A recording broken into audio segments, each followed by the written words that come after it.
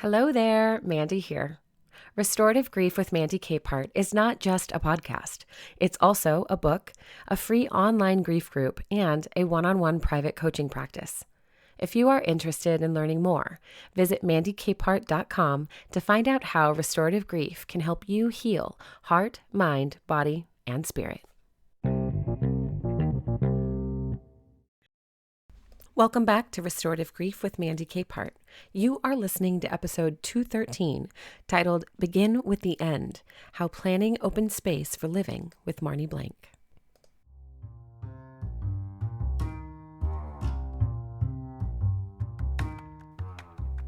How might planning for the end of life help us feel more alive right now? Today, we're getting an answer to this powerful and open-hearted question from death doula, mediator, and after-loss consultant Marni Blank. Marni is a former lawyer and founder of Begin with the End of life and legacy planning. She brings a deeply human approach to end-of-life planning, helping individuals and families move through legacy work, advanced care directives, and so much more with presence and purpose. After her personal scare around her own family's advanced directives, Marni realized her experience and training could provide a much-needed space for open, thoughtful conversations to help decrease the fear that we feel around death.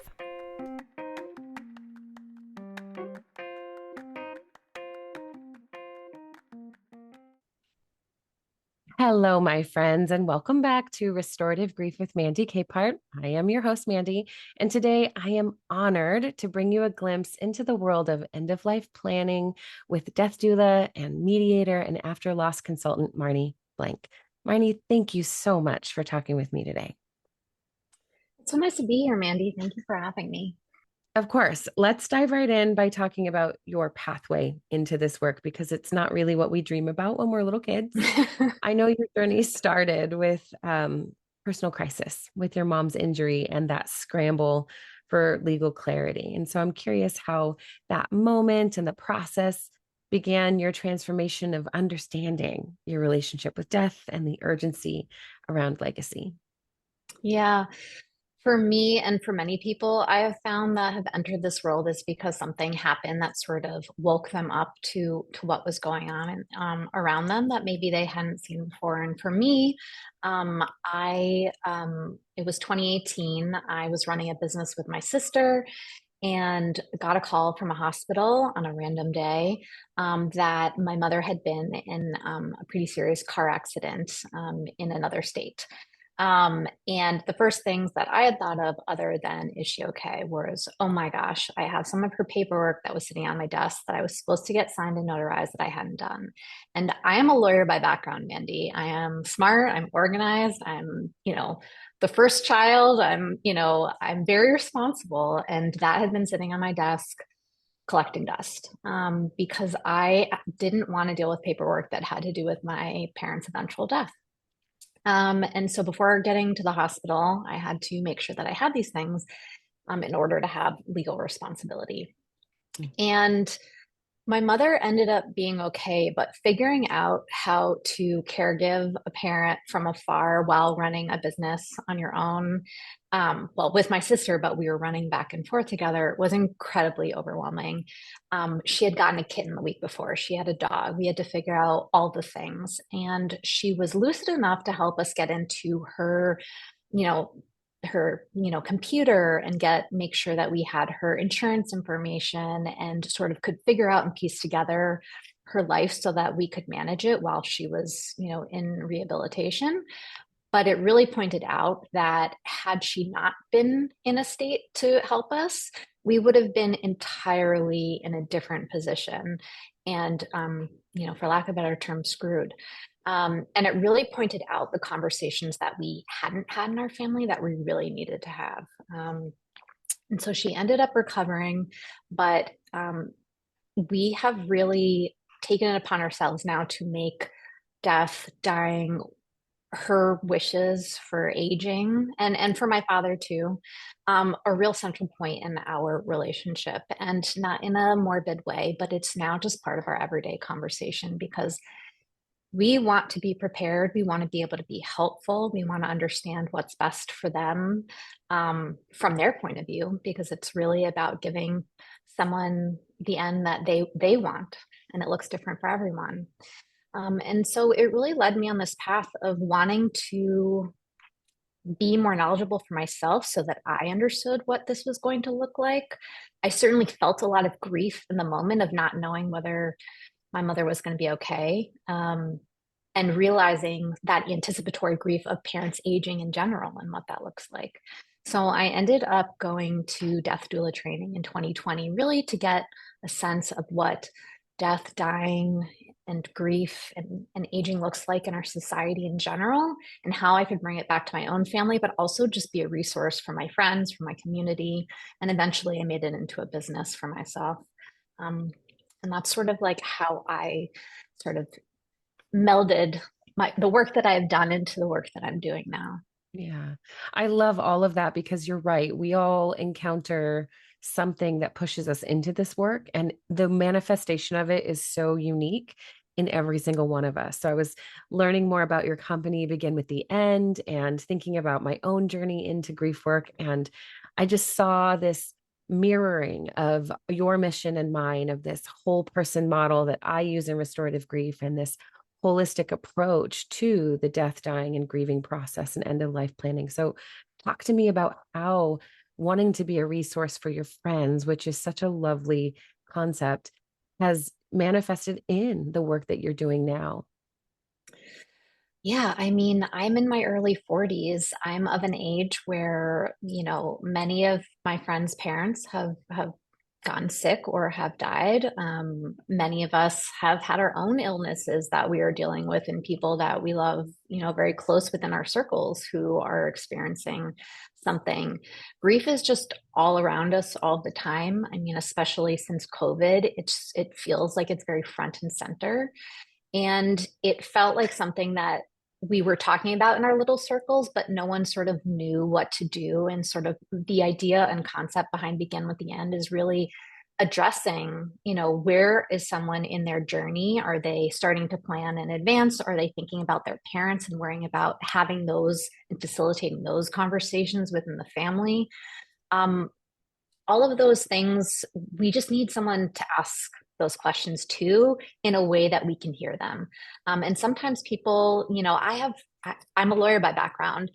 Even when I go to a lawyer, get nervous. I might not know what to ask. I might hold back on something that I want to say. And so my approach is really, where are you? What do you understand? What do you need more information on so that you can make decisions for your future that are best for you? And in terms of this mirroring that you were talking about, I so resonate with that, because a lot of what I do now is helping people with the logistical and the practical aspects after a death has occurred. And when someone is in grief, there's just a fog, like especially at the very beginning. And there's really no way to be in your grief, processing what's going on, and being able to do the things that someone who is experiencing a death has to face, like the practical things, final taxes and figuring out the bank accounts or finding their Venmo account and closing things and moving things. And so, how can I create space for someone to get the grief support that they need and be able to be in those feelings while having the practical support being taken care of for them? And so that's where I saw a real need, especially as our society ages, and this is just becoming more and more of a thing. People having to go back to work on a bereavement leave after 5 days, which is insane. Mhm. Um, that's when just the work is getting started emotionally and practically. And then you have to be a functioning member of society. So I really felt like there was a place to be a support within my own community and beyond. I can definitely relate to that. Having to return to real life. When my mom died, I was in a strong fog for about 7 days. I just took off and left my family in good hands and stayed kind of in that fog of practicality and no touching the emotional anything of all of this. We have to stay focused, and we need to be intentional, knowing we're not here a long time. We all had to fly in. So going back into the real world and recognizing the need for my own safe space to explore kind of that holistic impact I was having from losing my mom became very, very disparate in my brain before I understood what I was going through when it came to my own mortality that I'm now facing, the executive decisions that needed to be made about her estate. So I'm curious, what is one of the ways that you weave that holistic awareness and support into logistical planning tasks that can feel so linear and black and white when you have very gray space people sitting in front of you? Yeah, I mean, it really is taking someone exactly where they are. Some people are in that fog because they had a very strong relationship with the person who's passed. But there are other people who had a very complicated relationship with the person who has passed. So it's really sort of understanding where someone is in their journey and what they are particularly going through, and then creating a roadmap of how to approach it based on that. Grief is different for everyone, and how they're coping is different for everyone. And so it really is taking the time not to just be like, okay, what bank accounts need to be transferred to the estate account, but it's taking time to understand the relationships and who needs to be in the conversation and what support do they need, in order to make sure that they are getting that holistic experience, that they are getting the support both emotionally and practically, because you can't do one without the other. Yeah, there's a very empathetic energy that's needed. And I think that when we are faced with certainly legal ramifications are like the biggest scary spot, I would think, in doing a lot of this and making sure we do it the proper way. But there's also cultural barriers and emotional barriers and familial barriers that show up that really keep us from being able to keep empathy front and center when we're doing the work for ourselves. And so I'm curious how you being able to embody that empathetic state, but also show how they can begin as family members to do the same for one another would be really difficult if you're not quite ready for it. So, how are you able to make space within these planning sessions and gently support people as they start to lean in where maybe their partner or their children aren't leaning in and aren't ready to do that? How do you address that disparate nature of each individual when you are inviting them to understand, hey, this is not going to be clean cut. This is not going to be 3 sessions and we're done. This is a new way of being, and it's going to take a lot of different energy from you. Yeah, it's a really good question. And I think, when you see what happens when people haven't planned or haven't had those conversations after a death, when you've seen sort of where there's a lack of information, for those who have been left behind, um, it makes you even more, of a proponent for having these conversations and planning in advance. And so I do really, lean in heavily into, who needs to be part of this conversation. And not everyone may be on the same page about the future and what they want. And so, a lot of times I'll be facilitating family conversations between parents and adult children in advance to talk about what did the parents want? What have they planned?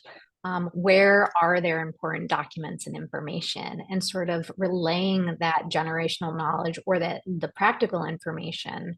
And what I've found is that when it can be tangible in terms of talking about the practical aspects, then you can sort of make that little opening for those people who may be a little more uncomfortable about the emotional.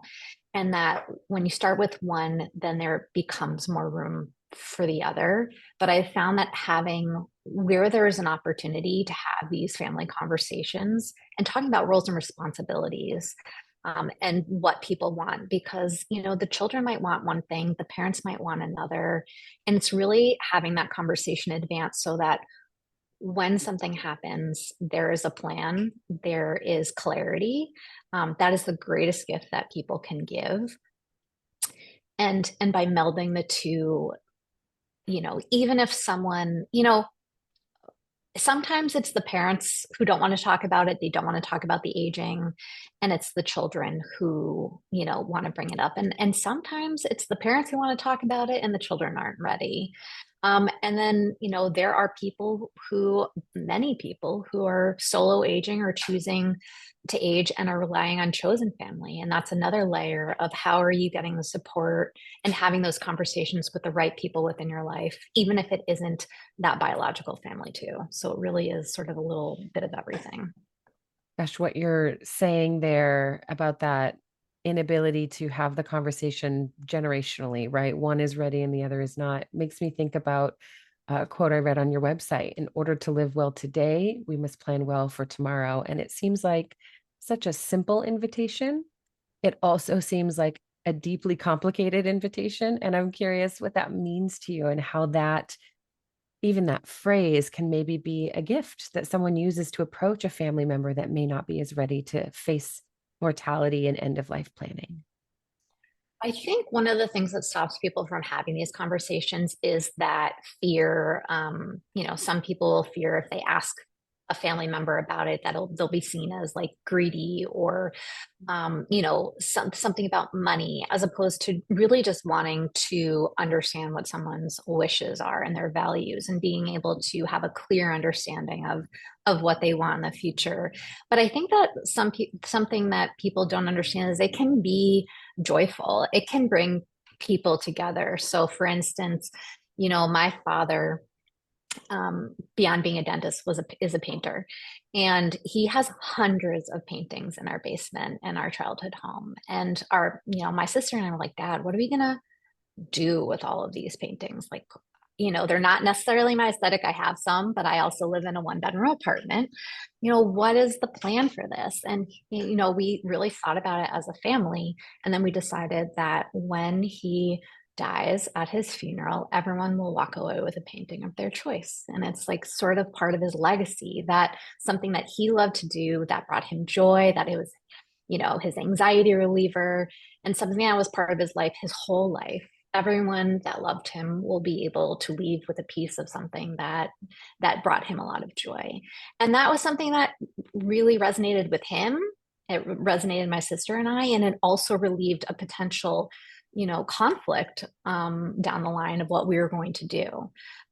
So it is also about like, how can you be creative about these conversations in a way that doesn't feel heavy? It's sort of collaborating on a conversation and thinking about legacy and how do you want to be remembered down the line, which can be fun and not heavy.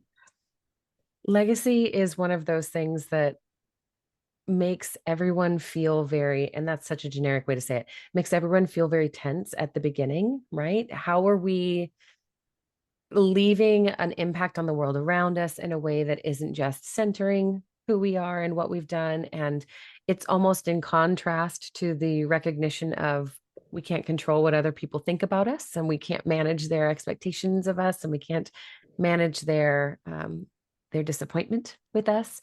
And and I love that visual as you were talking and telling that story about your dad's paintings, because my great grandmother was a painter, and everybody in the family has at least one of her pieces somewhere. Some have multiple. The interesting piece about that is I was very young when she died. I don't have a great memory Mm. necessarily of my great grandmother, but there's something that comes back around every time I walk by one of Billy's paintings. One of those moments where I get to say, oh, my great grandmother painted that. And they're just oceanscapes, right? But it's not about the painting itself, it's about that connection to the person and the life they led before and the way they moved through the world and what that can bring to us as um, ancestors and as people who are continuing to live and think about those. That joy that you were talking about is crucial. Yeah, it really is. It's not about the thing, and I think that's what a lot of people think about when they think about planning. It's the emotions behind the thing. It's that tide, like you were saying, to our ancestors, to the people that we love. And there's so many ways to do it while we're alive that can be um, meaningful. You don't have to wait until death to be sharing, the parts of you that you want to share. So for instance, with my grandmother passed in May, she was 102, and we had a very strong relationship.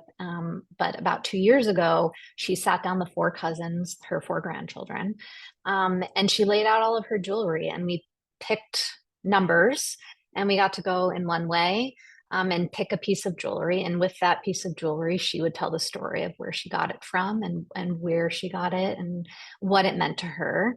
And again, not all of these were expensive things, but they were on a trip that she took, on an anniversary, or whatever it was. It was so beautiful that she took part in the gifting of Mhm. us, and we all got to be there together to listen. And it was also, again, this way of, in grief, people get very closed about things, and it can lead to a lot of conflict within families about who gets what, and who, what that person wanted. And this was such a beautiful way of doing it, so that the family did it together and there was no conflict. We all did it, from this place of love.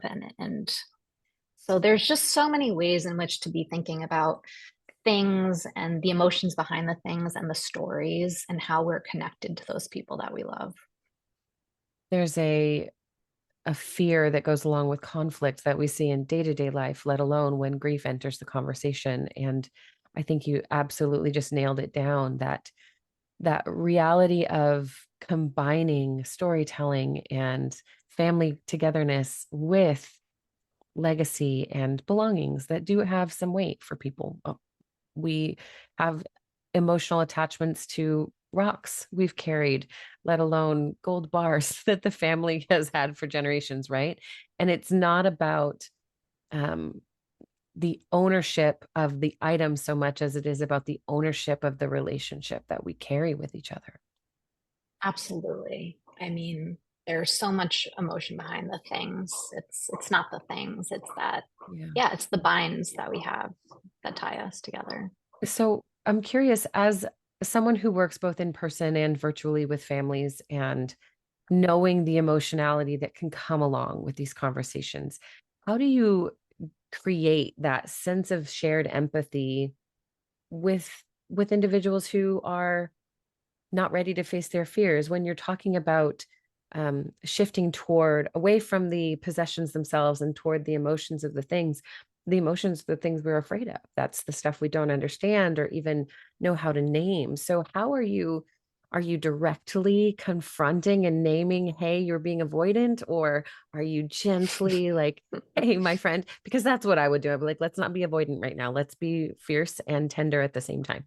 um are you recognizing like this is an opportunity for education, and not in a talk down, educate you kind of a way, but in a here's an opportunity for us to grow together and I'm the guide? How do you set that stage for them? It really depends on the person that I'm working with. If they are someone who, I can tell, from their body language, if something shifts when we're talking about a certain subject, about, death or dying,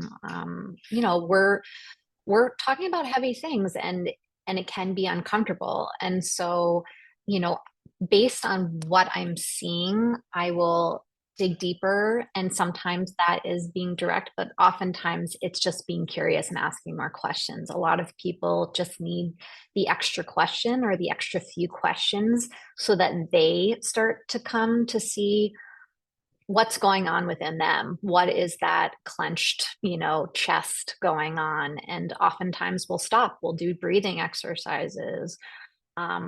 Sometimes I will virtually or in person do walk and talks with clients, because I often find that being outside, where you're not face to face with someone, either in person or virtually, but you're just listening, or you're walking side by side. I mean, oftentimes I have my best conversations in a car where you don't have to look at the person. Sometimes it allows people to open up in different ways that eye contact sometimes doesn't allow, even though, eyes are vision to the soul, or however it is. But sometimes you need to be out in nature. Sometimes you need to just take people where they are and what is going to be most comfortable for them, where they feel safe, where they feel secure, and they allow, I have to build trust in people, right? We're talking about the most intimate parts of someone's life or the life of someone that they love or someone that they have a complicated relationship with, whatever it is.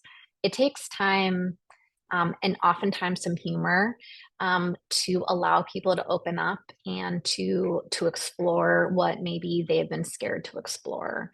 Um, yeah, there's just so many different fears that can come up depending on what the situation is. So it is addressing it, but sometimes it's more gently, softly, um, and not avoidant, but yeah, how can you take their personality and make sure that what they need is coming out?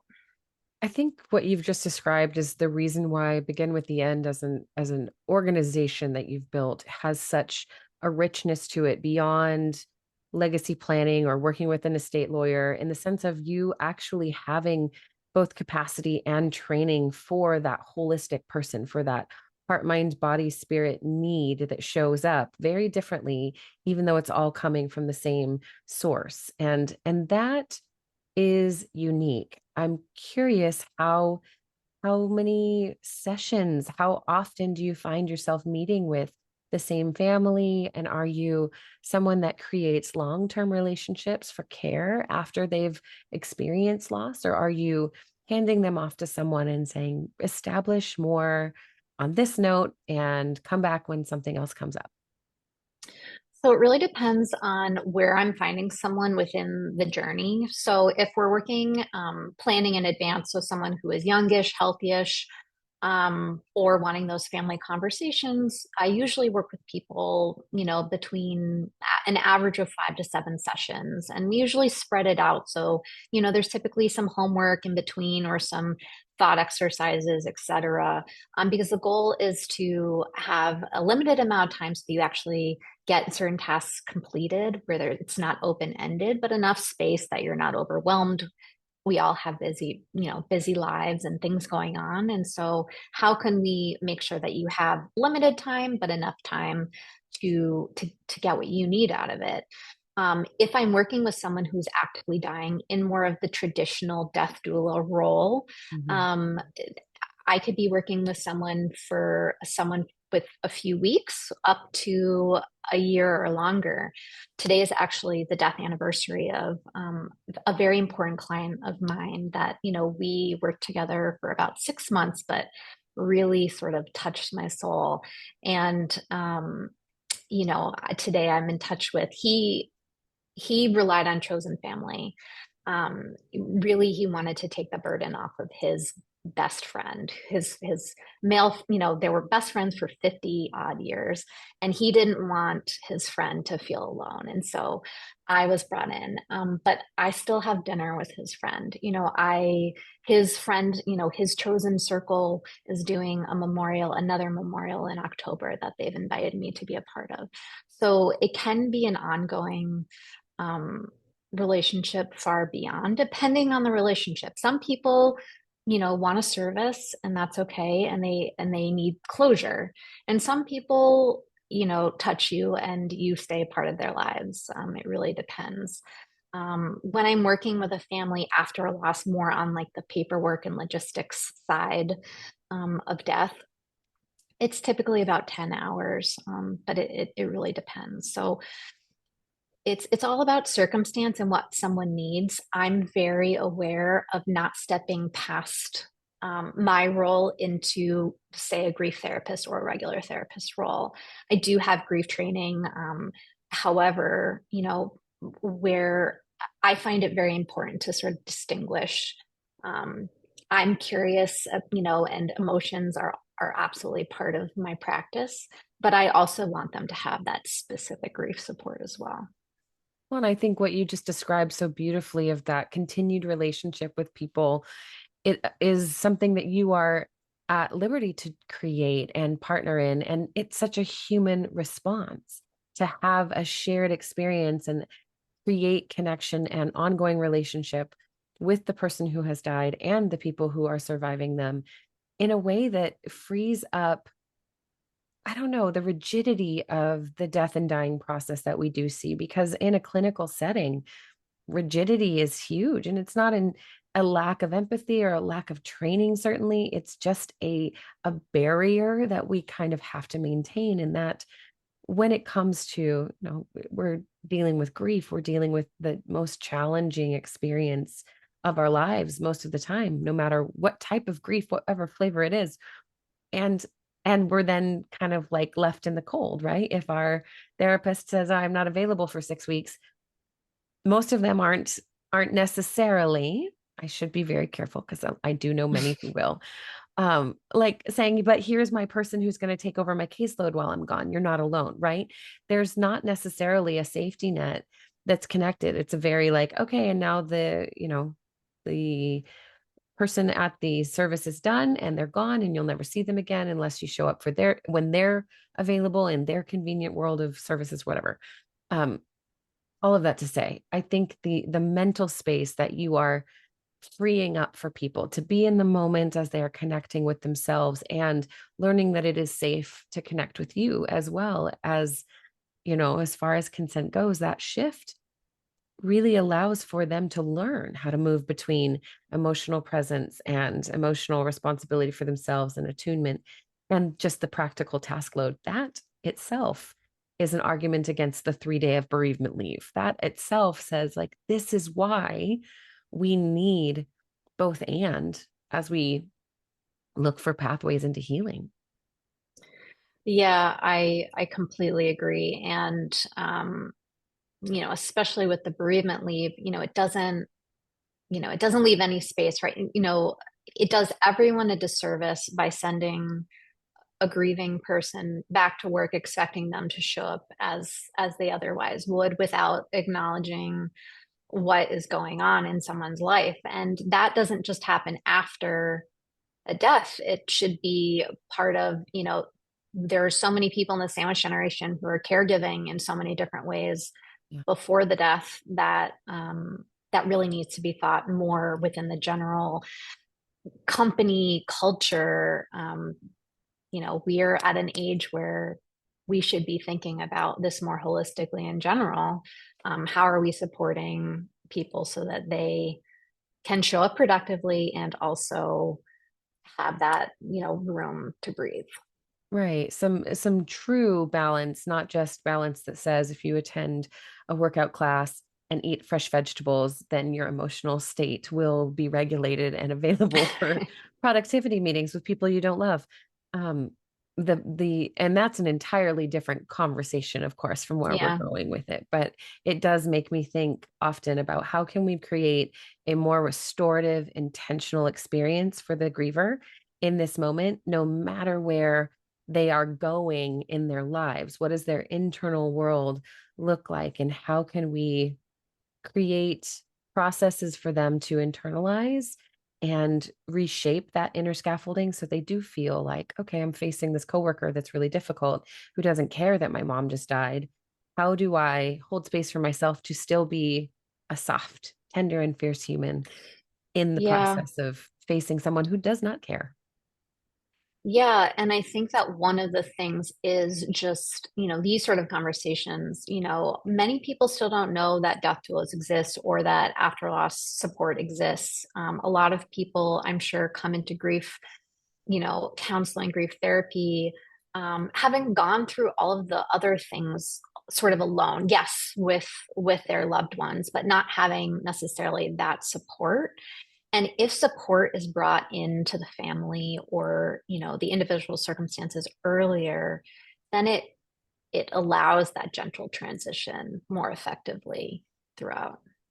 Well, you're normalizing discomfort tolerance and distress Mm, tolerance, and normalizing hard conversations with family members, which we avoid all the time anyway. And when it's the hardest conversation, being able to say, like, it's actually expected and reasonable.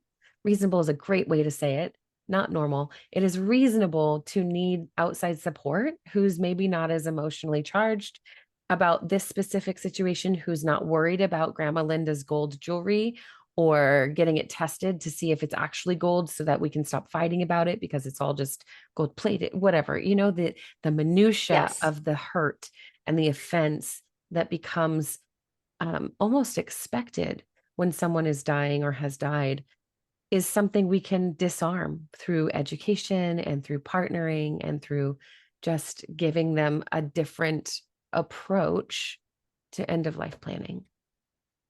Yeah, having that sort of neutral third party can really make the difference in stopping or at least softening some of that potential conflict before it happens, and really just getting curious about what is going on for each individual person that's involved so that there's more of an understanding going forward. We never know how we're going to show up in that moment that something happens, or how anyone else is going to show up, and how those things mesh or do not mesh. Yeah. Um, Even within my own family, in certain deaths, you can people sort of revert back to their teenage selves, or it's pretty crazy, and you can be as cognizant as possible. And sometimes those emotions, or those that hurt from a lifetime of experiences with a person, come through in a way that you wish that you had someone to really understand better and be able to communicate better within the family unit. Marni, this has been such a joy, and I would love for you to tell my listeners how they can get in touch with you if they're interested in learning more about Begin with the End and the work that you do. Yeah, so my website is beginwiththeend.co, or you can follow me on Instagram at beginwith_the_end. I'm always open to answering questions and emails. If anyone just has a one-off question, I'm always open to talking to people, and I offer a 20-minute free session for anyone who just wants to learn more, to see if they could use that support and if I'm the right person for that support. Yeah, I Thanks for love it. having me. Absolutely. And anybody who's listening, be sure to check out the show notes because on her website, Marni is also offering a 120-page plan well organizer for a limited time at a steal of a price for only $15. So maybe you're intrigued by this conversation, but not quite ready to dive in. I love to call resources like hers grief insurance because then you have something available that gives you kind of a head start, but you don't have to necessarily go to it just yet. Although in this instance, it'd be really useful to search through and think about what are the things I need to consider thinking about. So it's a perfect opportunity to do that for yourself and for your family. And again, thank you, Marni, for your dedication to caring for yourself and for grievers so well and for making time to be here. Well, thank you for the thoughtful conversation. I appreciate it.